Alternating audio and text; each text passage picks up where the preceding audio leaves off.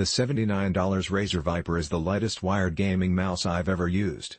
It weighs just 69 grams, which I learned is the weight of 2 standard-size light bulbs. What are the benefits of such a featherlight gaming mouse? It depends on who you ask.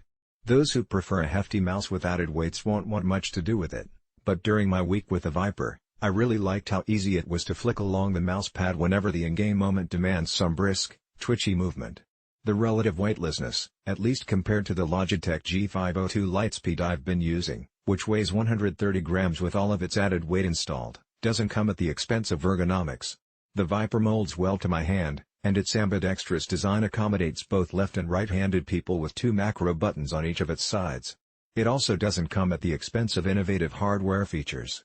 Photo by Amelia Halawadi Krails, The Verge. The Viper uses optical switches in place of mechanical ones under its main left and right mouse buttons. These improve on standard mechanical switches in some important ways.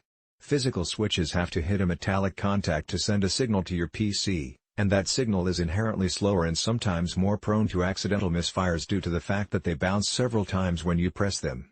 Optical switches are more responsive, says Razer, and more reliable than their physical counterparts. This is Razer's first mouse with optical switches, though it's not the first to market on the technology. Razer says that it helps to boost the Viper's lifespan to an impressive 70 million clicks, which is 20 million more than the mechanical switches in Razer's DeathAdder Elite, which is featured in our Best Gaming Mice Roundup, are capable of, and generally, well ahead of where its competitors are.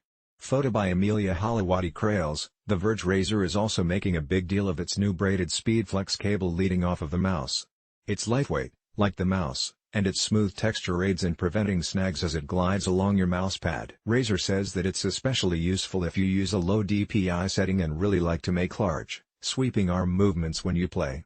The fabric that wraps around the cable looks similar to what's used on most other braided cables, but the Viper's cable is far more bendy, and it feels more like actual fabric than other braided cords that I've used. The Viper is lean in terms of features, but, unsurprisingly, Razer squeezed a chroma LED inside.